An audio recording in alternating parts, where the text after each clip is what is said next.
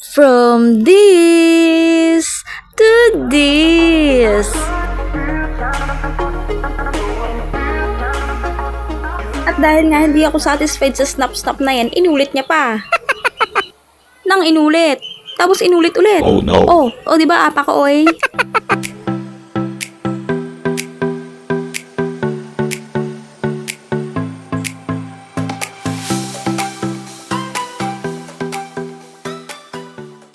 What's up mga ka-OA?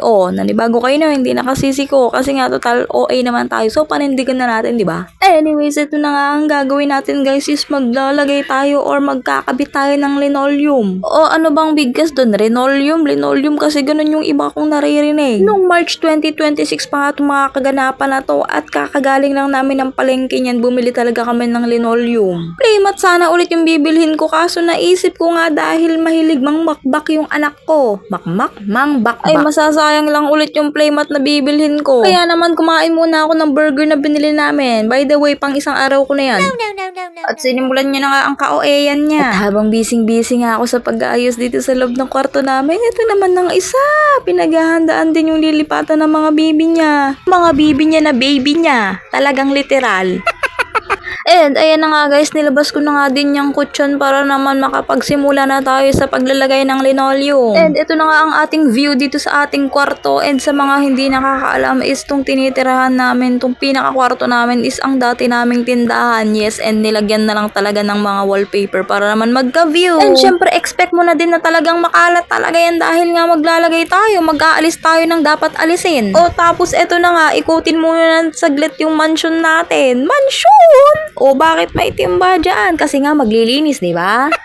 And eto na nga ang kanyang resulta. Ayan na nga, nakabit na namin yung linoleum at eto nga pala yung pinagkabitan ng wallpaper. Dati meron yan. Tapos nga, pinagbawakbak nung isang maliit dyan. Ito, tong side na yan, iskusa ako ng binakbak dahil nga talaga naman, nag-adjust na talaga ako para sa bata na to. Ako na talaga ang babakbak niyan. And eto na nga ang kanyang final viewing. Final viewing! Basta, ayun na yun. Ayan ang final view ng aming kwarto dito. Diba, nagkakulay na siya. And at this point nga, ayan nga, is medyo magulo pa, medyo makalat dahil nga hindi pa talaga ako tapos. Kakatapos lang ikabit ng linoleum niyan. And ito naman pagkagabi is naisipan ko na dito ilagay yung ginupit kong part ng linoleum doon sa ginawa namin doon sa andaw. So, ayun na nga, bukod nga dun sa lamesa namin na pinagkakainan is dito ko din nilagay yung isa pang kinat ko na ganun. Ayun na yun. Ayan, papalitan din natin to guys ng linoleum. Yes, para madali na siyang punasan.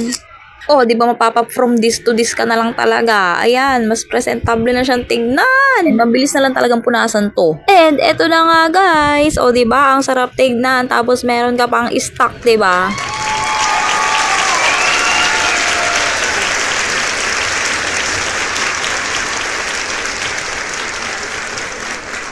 And yes, eto na nga gabi na and thank you Lord dahil mission accomplished na tayo. May linoleum na tayo guys. And ayan na ang bata tulog na tulog dahil kami dalawa lang muna ngayon dahil panggabi ang aking asawa. Thank you for watching hanggang sa dulo. See you on my next upload. Babush!